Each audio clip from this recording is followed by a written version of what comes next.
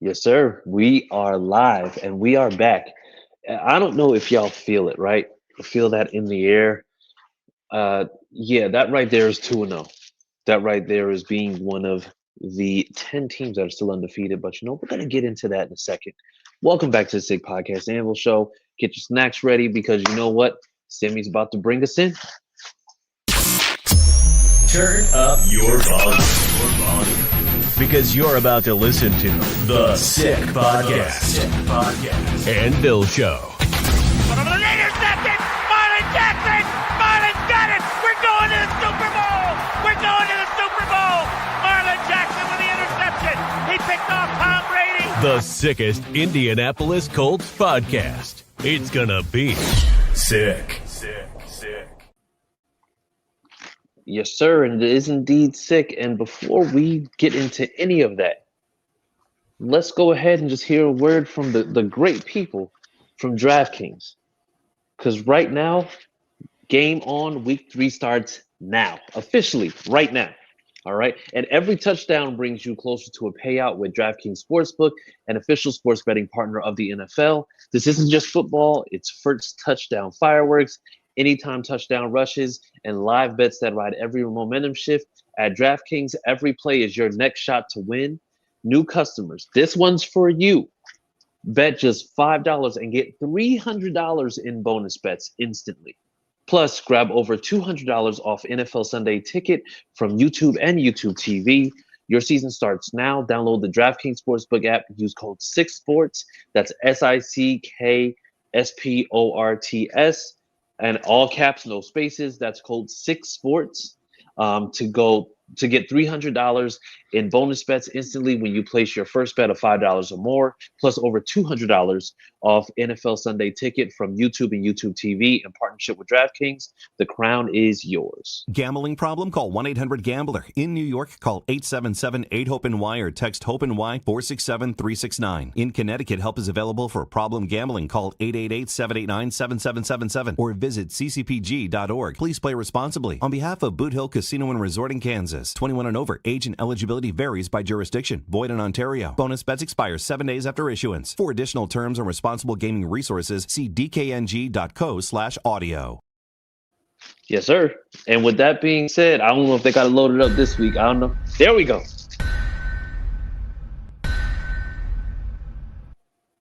Yes, sir. Sick Podcast Anvil Show is back. And Pat, yes, sir. Do you feel that? I feel it. Do you feel that? I absolutely feel it. My voice is still gone from Sunday, if you can't tell. Yeah, I absolutely feel it. Oh, yes, absolutely. And you know what? I'm going to say it was electric week 1.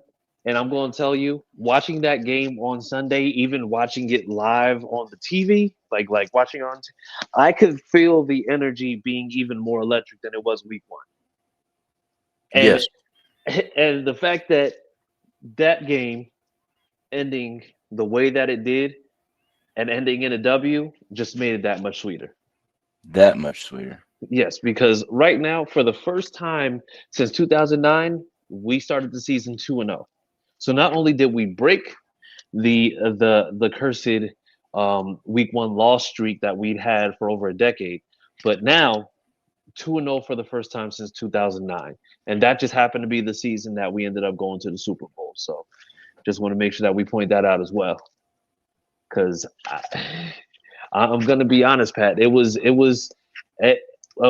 been through some rough times, and we're going to talk about this game. But I'm going to say, I know, like I said, you were there, Clyde were there. I know that you guys went live after the game, but from beginning to end, what was it like in that building during that game? From beginning to end, the atmosphere was just electric all the way through.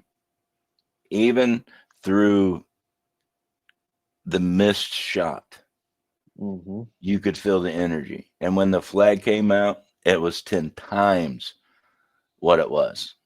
Yeah.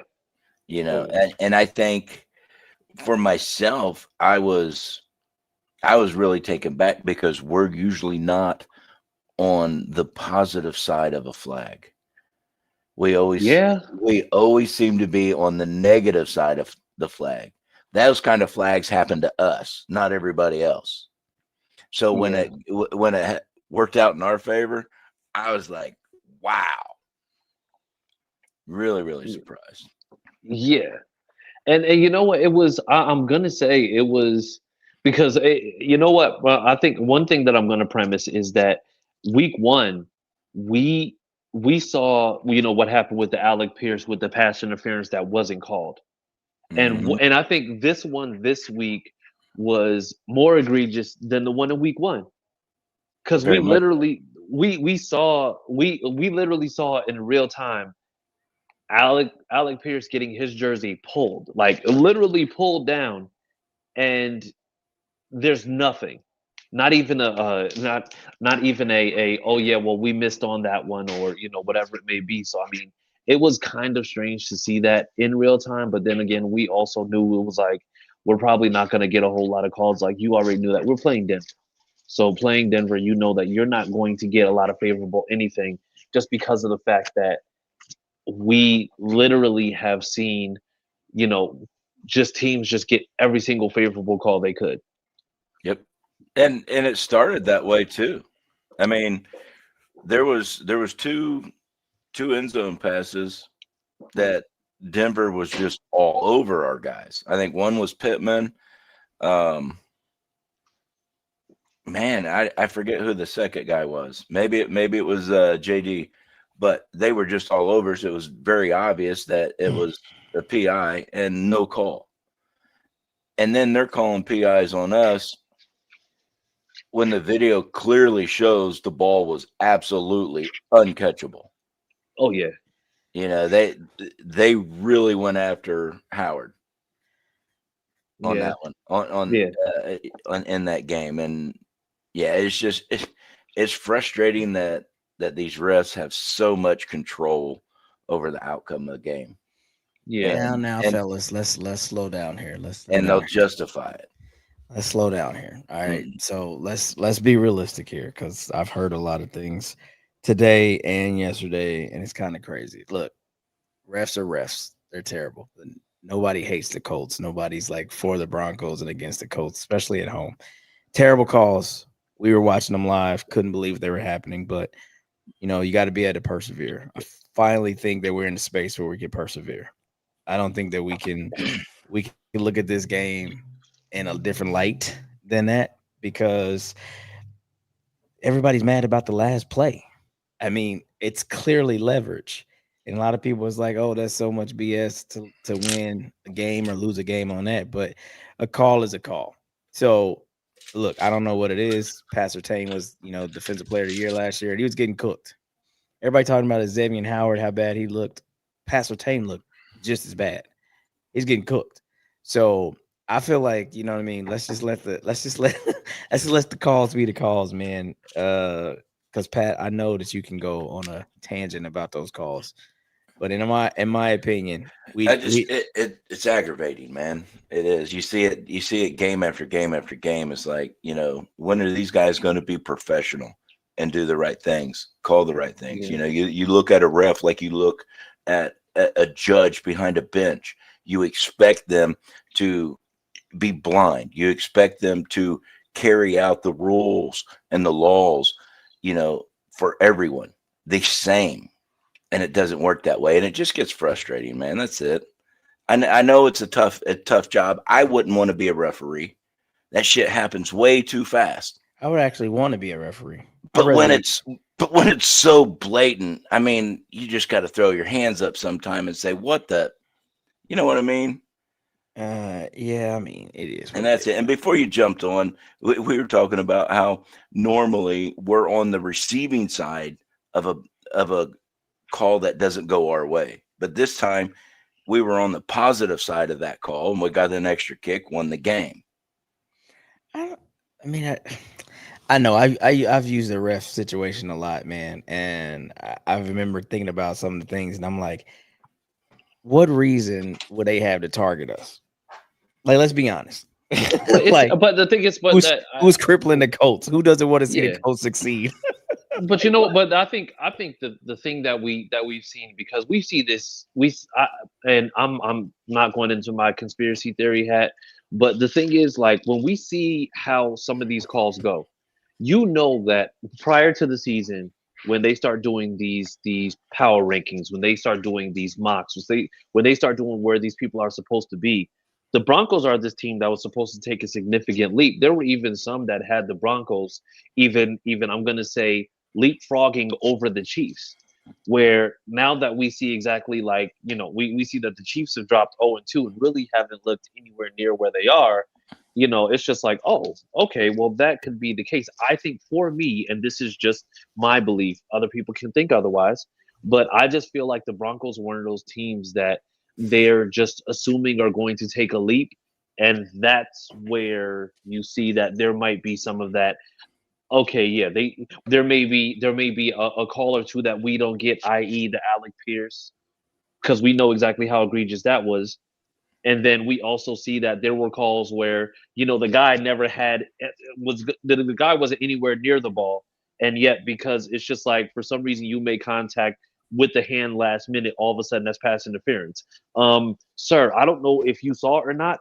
He wasn't going to catch the shit anyway. So I mean, I think that's just I my think it's my thought legitimate. process. Yeah, I think it's legitimate. Gripe from every fan base, not just us. It I know, happens to them all, true and that, but it's I'm saying, like, I don't it's like just to. aggravating, man. That's all. We It's finally because got a defense that is tremendous. Our offense is running on all cylinders, and they won't let these guys play because of BS. I mean, I get that, bro, and it's just that a lot of times, like, when you have a chance to kind of take a look at things from a different angle and kind of step back from it, you take your emotions out of it. It's just like, I don't like to, like, exacerbate a situation that's already bad, and it takes away from our win too. Like, we should be Yeah. focused on our win, like, because Read that's that. Read that comment. Pat's Rush. What's that mean? Pat's right. Pat. Oh, Pat's right. My bad. I'm still asleep. Yeah. Pat's right, Hush. But at the same token, it's just like, because there's a couple things I want to talk about tonight. Of course, we want to talk about the victory, but it's like, as a Colts fan, and this fan base in general, like, it's been so long since we had a great start to a season. It's been so long since we've actually had something positive to talk about, that I feel like we're looking at all of the holes, all of the negative spots of just about everything in games. Like, what can we do better? Are we fearing that Xavier Howard is not good anymore? The penalties, so on and so forth, man. Like, No, not at all. I thought he that's played a pretty good game. he I got thought beat like a I thought drum. Man, he wasn't a good guy. He got beat by. I yeah, think he, but he played well enough for somebody who hasn't played prior to last week. He hadn't played competitive ball since AR's rookie year. So I mean, true, but yeah, I like the whole thing to the same fire. Like, again, Pat Surtain is the defensive player of the year last year. He got smoked. yeah. He was like dead last in ratings this past game too, as far as like what he gave up. The possessions, or not the possessions, but the catches that wasn't were made his on him. The grade like difficulty. under Yep. like 42 or something like It was that? like 43. It was terrible. Yeah, 43%. Yeah, bad. For him, that's yeah. unheard of. And then we're still talking about, like, and I don't mean to completely switch gears off of the refs, but like, when we talk about the things that we witnessed in the game, everybody talked about the defense didn't look so great, no pressure, this, that, and the other. I know, old boy went 22 for 30, but he had 206 passing yards. That's below Yeah. NFL average. That's under 10 yards per So, completion. So and so that's what I'm saying. Like, I like to look at things in a completely different, holistic way, because we've had defenses over the last 3 years where boys literally got to do what they wanted to do. Now, he was still 22 for 30. He didn't have a great pass rush, but he wasn't getting chunk plays. He wasn't just doing what he wanted to do. Like, he was taking what was there. And, for the most part, we were not giving up giant yards outside of that Troy Franklin. Is his first name Troy? Troy Franklin, yeah. Yeah. Outside of that play where Kenny got his eyes caught in the backfield, and he threw it down the field and maybe got 35, 40 yards. Outside of that, was like their biggest play they had. So I'm just like, let's look at the whole approach. We were 2-0. tons of season left, but like the sky is not falling. We still found a way to win that game, right? Yeah. And you have to play to the Absolutely. last second. And the penalty that was Denver's leverage was the last, literally 0 seconds left on the clock. We got to kick again, and we still come out on top.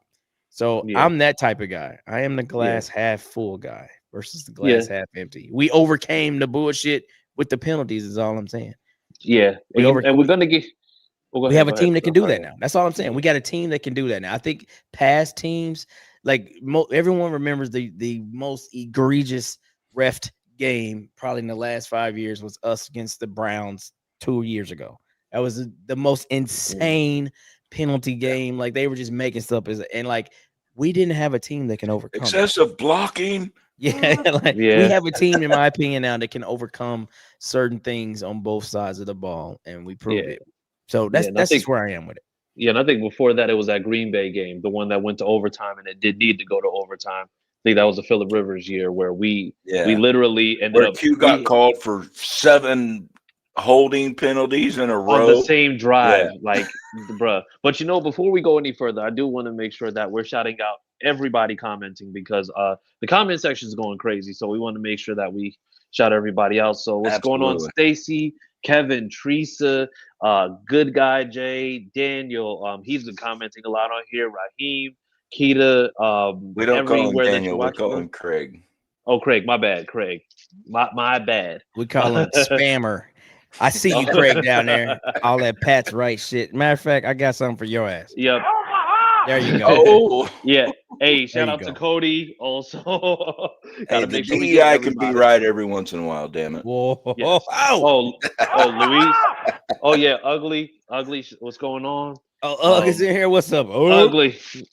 Yeah, man. But I think going back to what you said about Pat Surtain, right? Because I think it was the plan that they had that I think went really well was the fact that there wasn't a single receiver or tight end that we didn't go at Pat Surtain with at some point or another. And and Luis. and if we're being honest, I think that right there was probably the best example of how you make sure that you attack somebody who's kind of that focal point. Because if you look at how he had to play Pittman. Pittman isn't by any means a route guy, but the thing is, he's extremely physical. He matches up well with Pat Surtain easily, right? But then we see that Pat Surtain also had to, at one point, he had to guard Alec Pierce. Alec Pierce has that speed to go ahead and take the top off of a defense, so you have to go upfield with him. Josh Downs was going to exploit underneath, so he was going to do that. And then at some point, he had to guard Tyler Warren, who's even more physical than Michael Pittman Jr. So literally, it's like you're throwing the kitchen sink and everything in the kitchen at him, and he has to respond accordingly. And there's so many different looks. He's not necessarily taking out one receiver because if you look at some of these teams, if he has to play one guy, there's a chance he takes out one guy.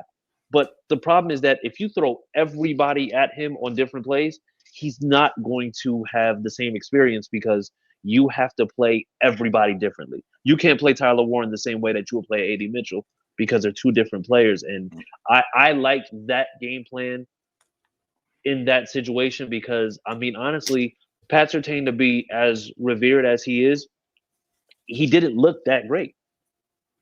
Look, man, there's somewhere else I want to go with that as well because it kind of like just carries us into the next phase. But it's like how people are talking about, like who's coming up, the Rams and this, and people are worried about this and worried about that. Like, by no means am I sitting here talking like, all right, look, the Colts are 2-0 and they're gonna go, they're gonna finish 16-0 or 17-0 or something like that. I'm not saying that at all. But I'm saying at the same time, like and I'll admit when I'm wrong. I still felt like Anthony and Daniel would have, inherited the best team they ever had. Okay, cool. Get past that, Clyde. I'm past 100%. That. But what I'm saying now is we're seeing what Shane Steichen can do each week somewhat differently and how he's going to attack. Like, I've put it to you like this. I don't give a shit who's on the field. If Pat Surtain is a defensive player of the year, you attack him like he's a rookie. Why? Because you're not limiting what you can do. This goes back to all of the conditions that we talked about in the space today, CJ, and the fact that is, I'd rather have 5 different weapons than one extremely dangerous weapon. And that's what we have, Yeah. because now you have to constantly adjust. You're not going from, damn, there goes Jamar Chase, and then you drop it all the way down to, okay, but their second best guy is Ashton Doolin. No knock on Ashton Doolin. But I'm just saying, like, we have guys across the board that can attack you many different ways and many different approaches, and you're going to just run your offense no matter what. So that's what you've seen Patrick Surtain get put through. He would probably rather like focus on Justin Jefferson, focus on Jamar Chase, because you're getting, though those are extremely great players, you're getting more the same rep every time. I mean, it might be a wrinkle here or there, but you're getting the same rep. But when you, like you said, damn, I got to adjust to a physical receiver, then a physical tight end because I'm moving inside, then shit, they got the little fast guy here, Josh Downs. Oh my God, they take the top off with AP. They send him across the field. I got to chase him. Like, yeah, bro, that stresses you out. And I feel like no matter who we play, no matter what they come out with, it's not going to completely throw us off our game, because we're going to be able to attack in so many different ways. And oh, by the way, we only got a guy that went for 170 on the ground or something like that. What JT go for it? 165. 165 on the ground. Another 50 from passing yards in the air. So let's stress you out that way too. Let's really stress you out in as many ways as possible. That's why I don't give a damn about the Rams defense. I don't care about whoever else you throw out there. Like, to me, no way is this team going to go 17-0. There'll probably be something like 11-6, 12-5 if everything goes great. But at the same token, the way we play shouldn't change. So when we lose a game, I'd rather it just be a close, tight game and damn, we missed a play here or there, versus what we've seen in the past when it's like last year we couldn't get off the field, against the Packers, or damn, we can't even get nothing going because unfortunately Anthony Richardson can't, make easy throws, whatever, so on and so forth. Like, we just got to get out of this whole like fear thing. And I know that was kind of like a transition that we wasn't on yet, but that's all we've been hearing since we won. Like, how many ways could we have lost? Who cares? We won.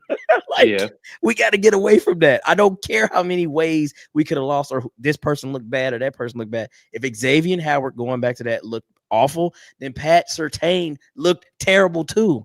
They both graded about the same, because because with everything that we're talking about, we also have to highlight the fact that, and this is going back to Daniel Jones, and there were people that were in the comments of the video that I made in August.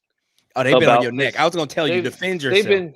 They've been please. No, because you know what I want to do. They stepping on your neck. I want to be able to. You know what I want to say?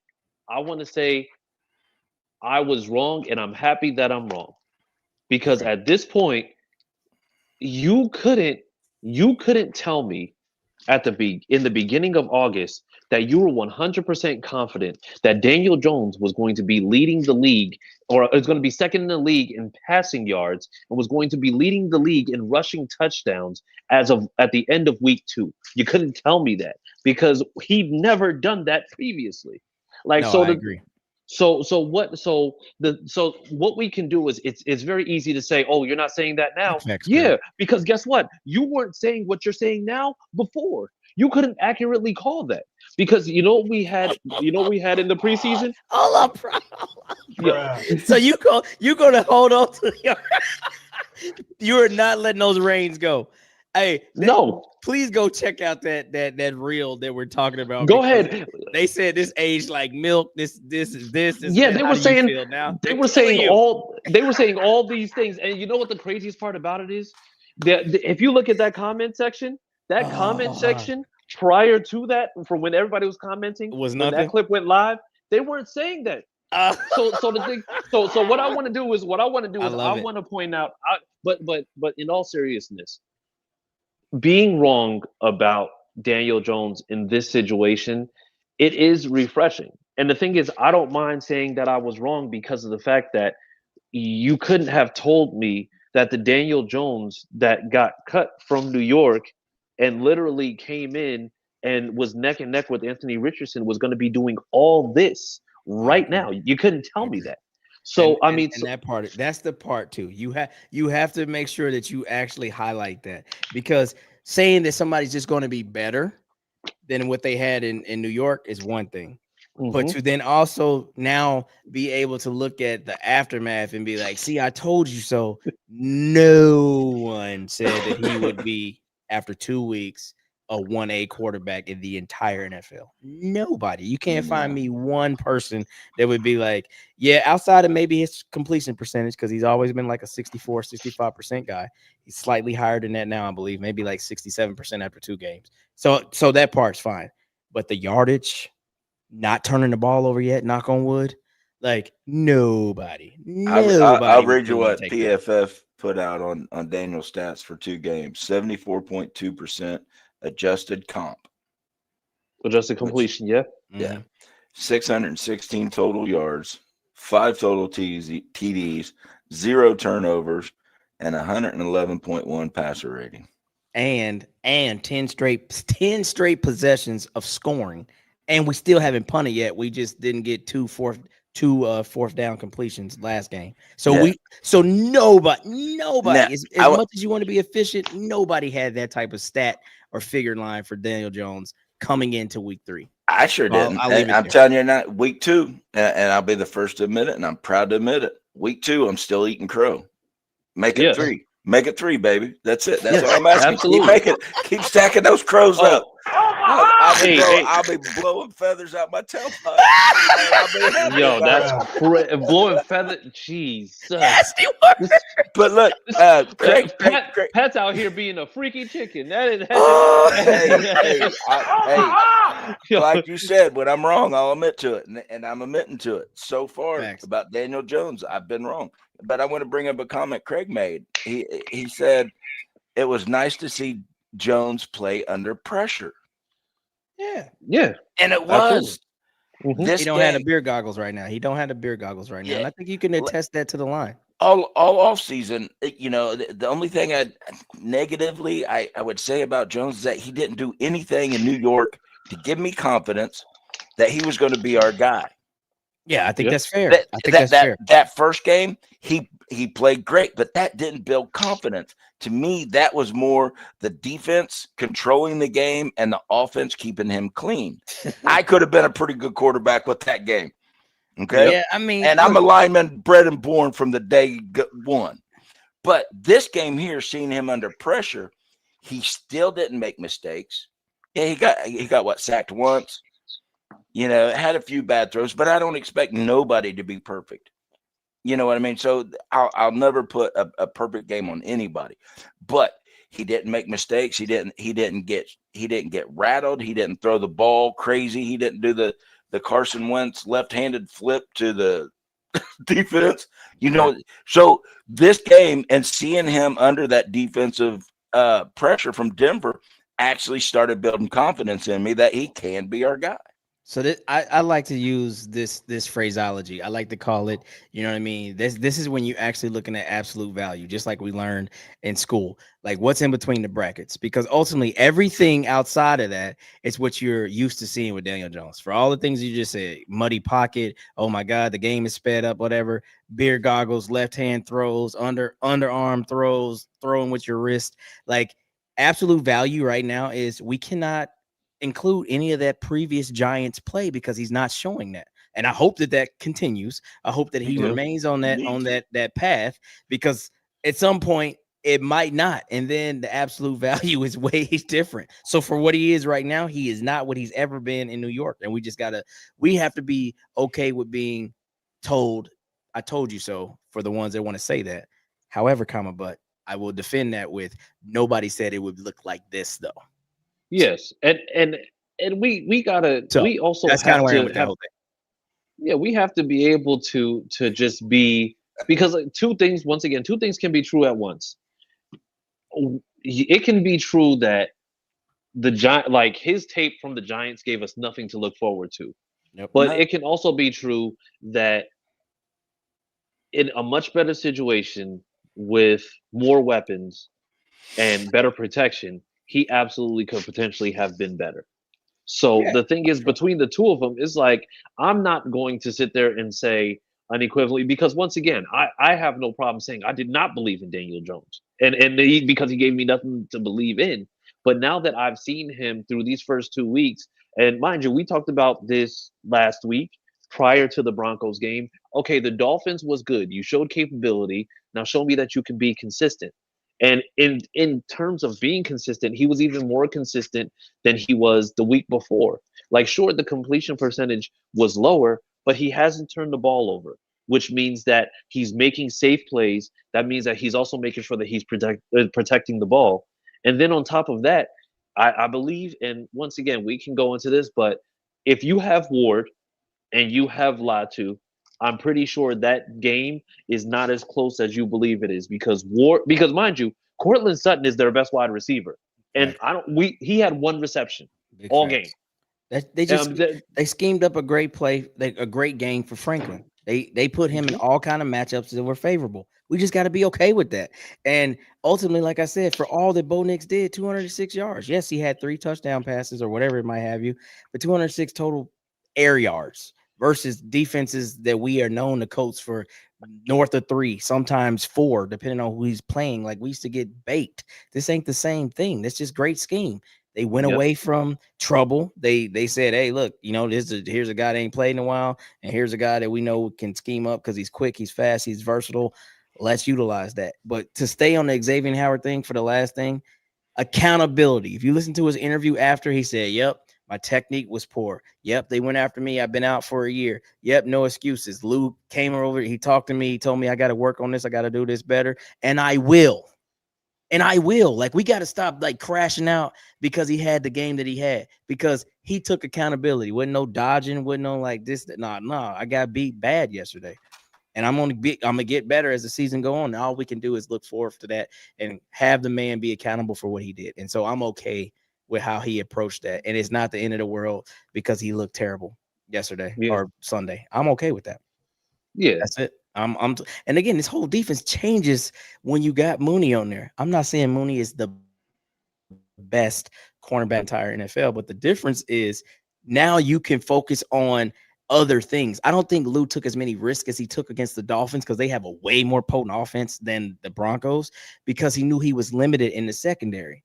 You get your 1A cornerback back, you see all those blitzes and things that you've seen in week 1. We couldn't do that on Sunday like we needed to. The pressure wasn't there like that because we were not like overloading one side or doing twists and stunts and all that. We were really trying to play good, solid defense and keep everybody in front of us because we knew we had limitations in that area. My other Yeah. thought, and Lou is the mad scientist because he goes game by game. So literally, he's like, how do I win this game? It's got to look like this because I'm missing these pieces. Next week, if he has everyone, now I can do this because I have these Mhm. pieces.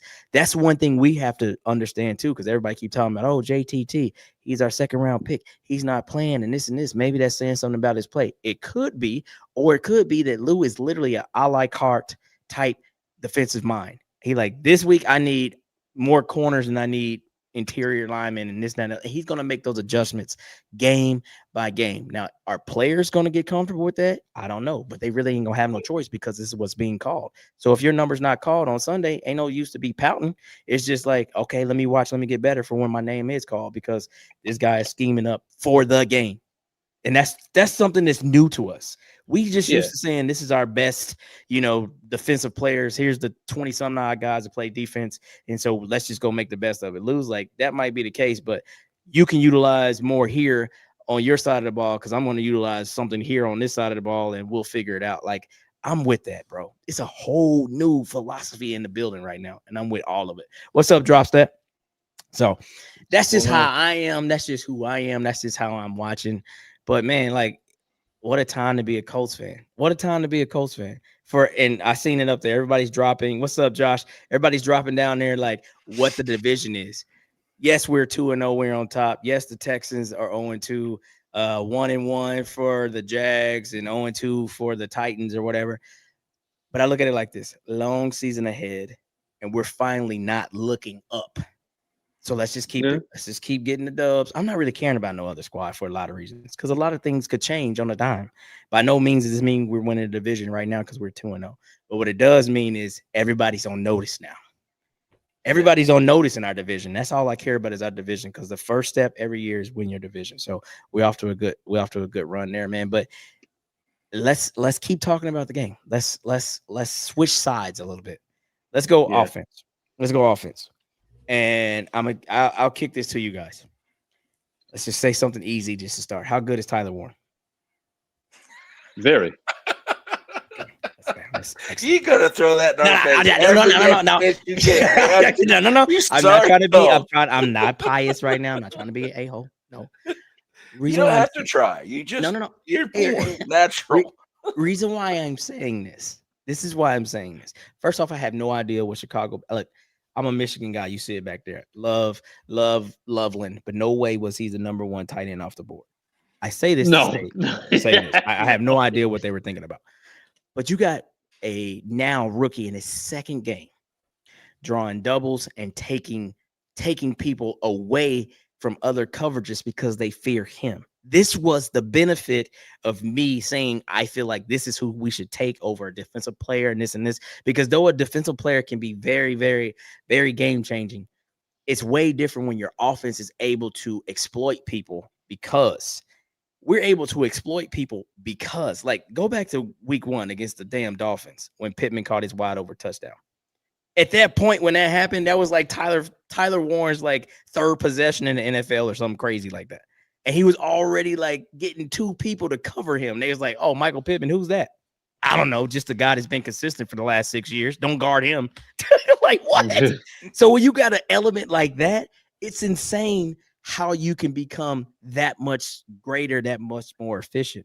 So that's why I led with that, because that's what you're going to see. Whether the kid has 7 catches for 76 yards or he ends up having a game where he has 2 catches for 25 yards, he's changing the way you have to defend.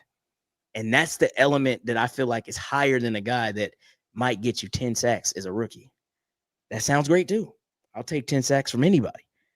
But on offense, when every drive can do this, what's crazy? Did I say something crazy? Is that a pause moment?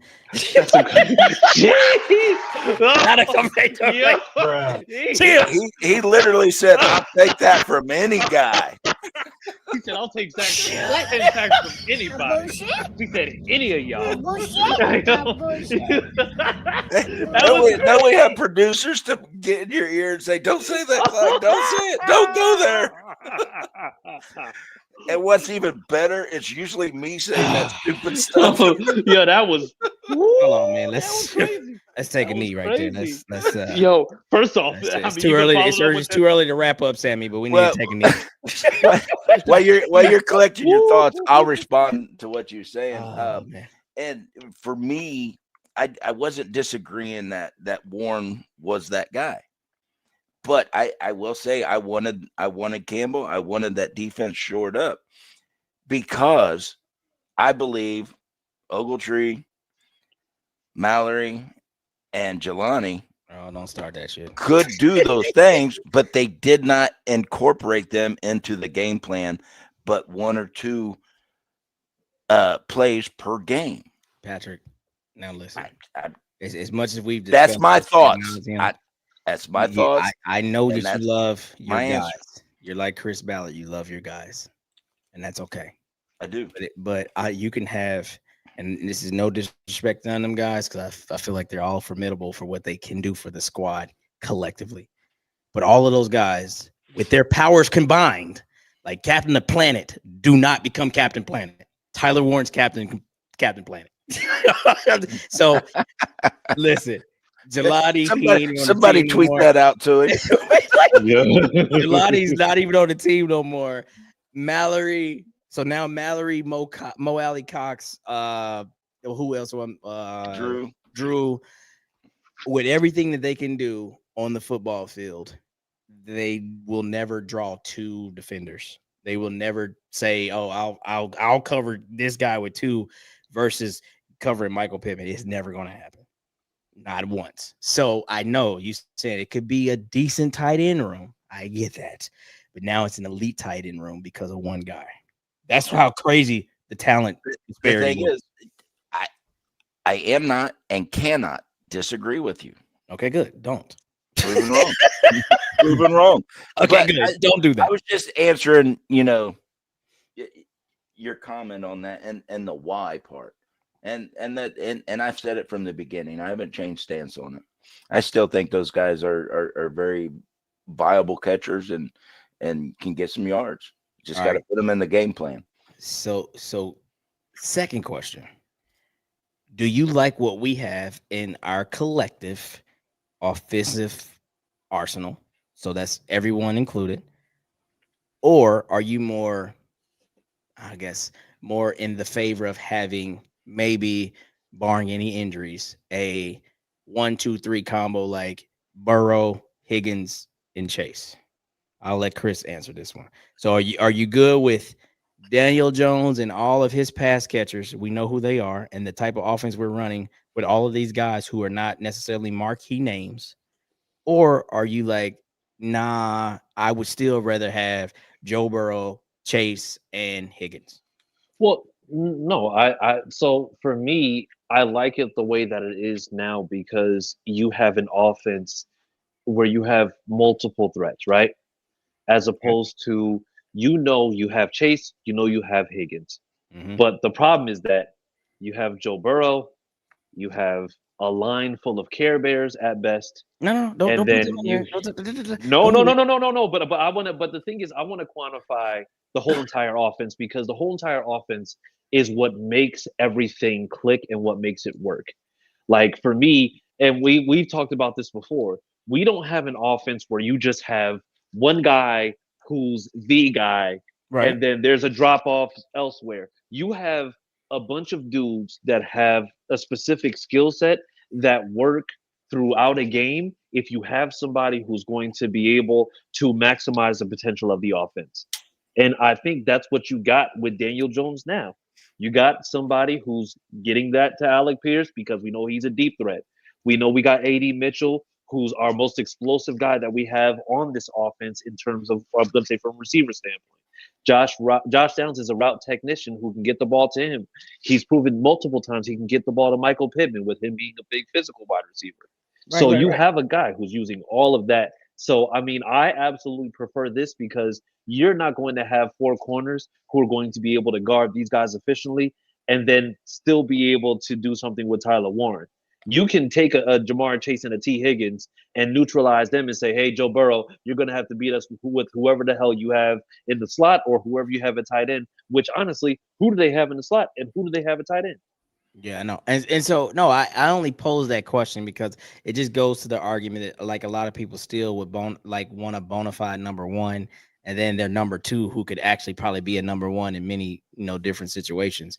But for me, like I've always said, I don't need one guy. Like if you can get everybody to buy in, and they're like, look, collectively, this is what we're going to do through the air this year. We're going to go out and probably put up 4,000, maybe 4,500. We're probably going to throw for 35 touchdowns or more. And then you guys are going to slice that pie.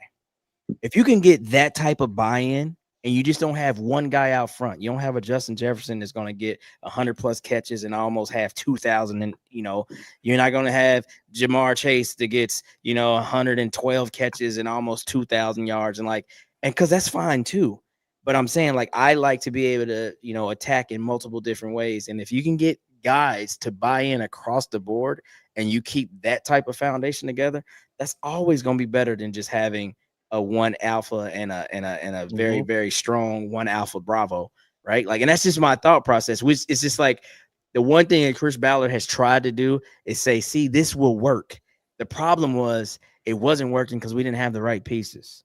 You know what I Yeah. mean? We didn't have the right piece. So we had to always try to have the conversations about, well, Michael Pittman isn't truly a one, but, and yeah, Alec Pierce isn't the greatest too, but now you got all the pieces come together. And now it's like, yeah, he might only had 2 catches for XYZ yards, but collectively everybody did their work. And Mm-hmm. I'm okay with that. It's only one football. And a lot of Mm-hmm. times you have guys on the team that take that away from the team, if you will. Like they want the one football. You'll have the AJ Brown situation where he's pissed even in wins because he had 1 catch for 9 yards in garbage time. So let me go Yeah. read a book or whatever. Like, and again, I'm not throwing salt on them because they are the Super Bowl champs, but that's that type of scenario that I never really wanted. Like when I play video games, I play Madden. It's great to play with the Bengals because you got that, but then it's also better. Like, damn, if I could spread the ball around and do something like what the Colts have, that's more fun to me. because you can Oh, attack yeah. them in a different way. So I don't mean to make Madden football real football, but we're actually seeing what Chris Ballard had a vision of how this offense could look, because now Shane Steichen's able to do pretty much everything he wants. Do I still love him as a head coach? No, but am I going to give him, his flowers right now because they're very due? Yes. So now, Yeah. still talking about the offensive side of the ball, still talking about the game. How do we feel that he played it too close to the vest, what's up, Terry? Relying on a 60-yard field goal for game, which was missed, by the way, prior to the penalty. How do we feel about that play calling? Plus, I'm going to throw a little extra on there. The 2 fourth downs that we did not get, when did we necessarily have to go for fourth down? So let's talk about that. How do you guys feel about that? So his I thought his game calling there at the end could have been a little more aggressive. Absolutely. I understand, trying to keep it. Oh, hey, we about to bark. Yo, that's crazy. That's crazy. That's crazy. You want me to go straight rap god right here, Craig? I can go rap god if you want. Hey, the camera's on you, brother. Go.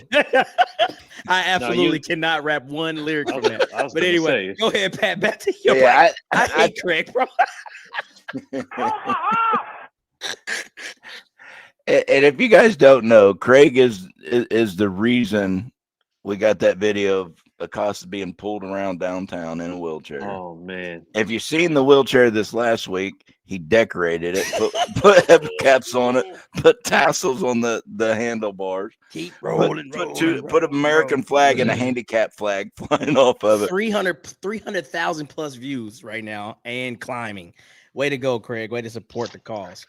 Anyway, go ahead. That's I think he could have been a little more aggressive and got that ball closer. Because everybody was anticipating the run. Clyde, I think it was you at the game or somebody afterwards mentioned the play last year where they kept doing those dive plays, and then they sent Mo Alley out and nobody paid attention and they dropped it to him.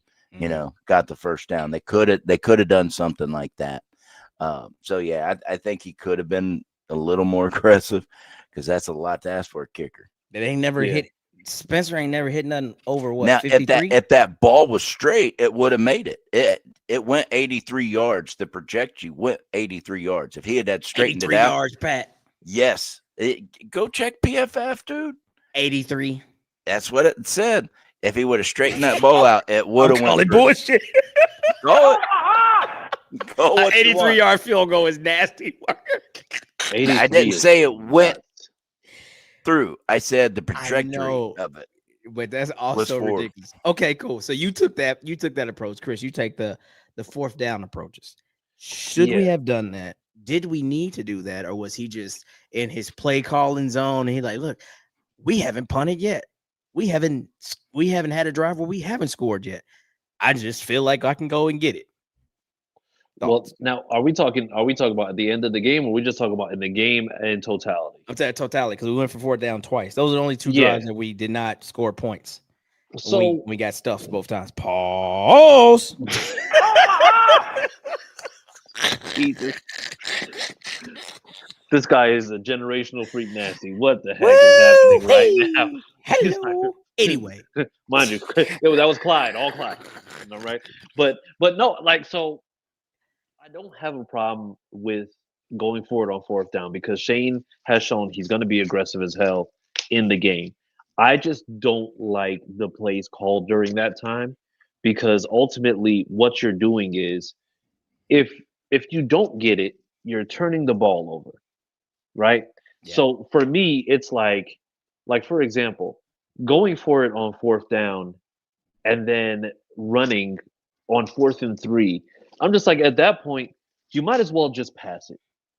It was like a Tyler Warren dive, right? It was a Tyler Warren dive, but the problem was that they sniffed it out, and then they ended up going and just stopping him well before. I think they stopped him on the line of scrimmage at that point, because of the fact that at that point they were looking for that. And for me, if I'm looking, go for the pass, because I mean, going for a run, cool, but it didn't make sense. Like, go if you're going to go for the fourth down, go for the gusto. You could and mind you, you've shown that you can spread their defense out, and you still will possibly have a better chance than going for it on a fullback dive with Fact. Tyler Warren. It's not to say that Tyler Warren can't do it. It's just to say that they knew that was happening. That's their first option in that point. Like stop him first because of Exactly. the alignment. No, yeah, I agree. Like to me, now again, I don't want to start no new craziness, right? So just hear me out. I'm not because I've heard some crazy things in the spaces today. But in situations like that, because in the first 2 weeks, though, we've had those 10 possessions and this and that and the other, a lot of them settled for field goals, and field goals are still points. So I'm happy with that. But in some of these short yardage situations, what better way to keep a growing confidence, if you will? That's what we've been reported with Anthony Richardson. Then give him a little bit of that experience doing those like 4th and 3. You want to come on with a jump? You want to come in with a jumbo package and run a QB power or something? Let's do that. You want to have a quick read pass play, but really the threat is his legs. Plus you got offensive weapons out there. Let's do that. Short yardage in the red zone, and you want to do something that's kind of unconventional. Let's bring him in. Let's make people have to guard him as a read as well. Let's do that. But no, this is not about having a dual system. But remember, we did something like that during it was Andrew Luck's last season. Remember, we would try Jacoby on the field and have like some little crazy little packages. One play, Yeah. Jacoby will do this, and Luck comes right back. Like I'm okay with that as keeping him, in the whole scheme of things, if you will, letting him get a little bit of play time, if you will, and him still contributing to the team. And like that type of thing is more than just him holding a clipboard and clapping and waiting on his turn, if you will. I feel like that's the next level of this offense in those short yardage things. Sure, Daniel Jones is our bona fide number one. Cool, keep him there. Don't change that. But if you really want to be like, bro, we can be super, super aggressive, super, super effective, trot his ass in there on 4th and 2 when you're at the 12-yard line going in and, you really want to go for it. Bet. Now it's like, what are you going to? I got the read option with Jonathan Taylor or him. Oh, nope. I'll just pop it out there to Tyler Warren, touchdown or pick up the first down. Like that's way more to me scary to deal with than Daniel Jones doing those same things. Just my thoughts. So I would like to see better play calling too. I'm okay with 4th down because he's always done that. But let's have different packages, different schemes. And if you do it, don't get too cutesy. You can go regular ass shit with Anthony Richardson, and it's still more dangerous in those situations than Daniel Jones. And we just got to be okay with that. Yeah, and I think, and to this, while we're talking about, we're Shane talking Steichen, about this right now, Lakita. because Katie said, she's like, can I ask a question? How do y'all feel about Shane's play calling overall? And you know what? I'm going to say this, and I'm only going to say this because this is once again how I personally feel. I feel like we don't necessarily have a problem with Shane's play calling because of the fact that we're 2-0 right now. Because everything that has been done right now has resulted in a win. And generally, when you're winning, you're not looking at everything through that vacuum. Like right now, Daniel Jones on the year passing wise is 45 of 63. So I mean, Mans is averaging a little over 72%, as Pat pointed out. So we're really okay with how things are going. But honestly, I feel like the reason why the last couple of years we didn't like Shane's play calling at times was because of the fact that we were unsuccessful. That's fair. And it's very easy to point out the fact that you don't like something if it's not working, because we know that AR wasn't truly successful. And I think some of that is absolutely on him, but I think there was times where we wanted Shane to call something differently to make AR more successful in those situations. Whereas now, Daniel Jones is basically running a similar style of offense, maybe not with all the deep shots that they had before. And Daniel Jones is completing passes and getting receivers at a much higher clip than what we saw with AR. So it's easier to be okay with where we are right now from a play calling perspective than we were previously. So let me add a little ice to that whiskey, because ultimately I feel like now he feels that he can run everything that he's always wanted to run. His playbook now is complete. He's not like, ooh, I can't go to chapter 5 yet because fill in the blank. I feel like he can call anything, but the problem is, if there is that he can get too cute. So to Lakita's point, or to her question, I'm sorry. Yes, right now I don't feel like there's a whole bunch of issue with his play calling, but I feel like when he gets too cute, I don't care what nobody says. The schemed up, beautiful play, I'm using air quotes, that was ran in that playoff or that potential division clinching game where, Goodson missed the pass. That was too cute for me. It was way too cute for me. I didn't want Gardner Minshew throwing to a guy that ain't seen the field all game. Great scheme. Run that shit in the third quarter where the game's not on the line. You see what I'm saying? So right there in that moment, that was way too cute for me. But right now, I feel like he has all the players and all of the positional confidence, you should say, now that, hey, I got a guy at every level now that I can run these things and I'm gonna be okay with it. But I would say this too, as Colts fans, this is what we have to be real with. Like I mentioned earlier, we're not going to go undefeated. It's just too hard to do that. And, the odds are always against that. So it's only happened a couple times. But when we do lose, then what type of fans are we going to be? Because guess what? We're going to lose at some point. And are we going to be hypercritical of play calling or be hypercritical of players? Like, are we going to be over the top because we lost? Because when we lose, knock on wood, I hope that we don't, but the probability says we will. We're going to have to look at that game as a collective. And if it's just a close game that, hey, both sides of the ball play well and it just wasn't our day, we just got to be okay with that. Not a crash out space. Like, see, this is what I'm talking about. The play caller, this and that. Oh, man, see, everybody was up on Daniel Jones down there. Down, like, he finally had that game that I told you so. Like, that's where we'll go. We got to get comfortable with winning again. Because in winning, you're still going to lose too. It's just that you win more now than you lose. And that's okay, because we're going to lose at some point. And I would like to come back to that type of question that she had when that happens. Because that's what we always look for, a fault. We always, like, even now, people are nitpicking. Yeah, people are nitpicking at being 2-0. It's crazy. People are nitpicking at being 2-0. It's insane to me. Yeah. Well, when you lose, it's easy to look at this player, look at that play, and say, "See, we shouldn't do that. See, we shouldn't be aggressive here. See, we shouldn't." Da da da da da. But back to your point with the Gardner Minshew pass in that game, if it would have worked, you would have been praising him. He's a genius. And it should have worked because he was wide ass open. It was just the execution was poor. And again, whether it works or not, that's fine. But that's what we do. Do that shit in the third quarter. When you got JT that's running all over these guys, he needs a breather. Cool. Call a timeout. Let's get him a breather. Suck some air. Yeah. Hey, let's talk about it. Let's stall out a little bit. Let's trot back on the field right before the ref says come back on the field. JT, because even if he doesn't get the ball, he is a threat. So the defense has to respect that. And he's a bigger threat this year because evidently he worked on his catching abilities in the offseason. And that's so something he's even a bigger threat right now. About. Yeah. JT. And I know we only got a few minutes left, so I don't want to go that far in the bag on that. But like a lot of people, like, I've been wanting to see this out of JT for the last 5 years. It was not in his skill. It wasn't in his wheelhouse.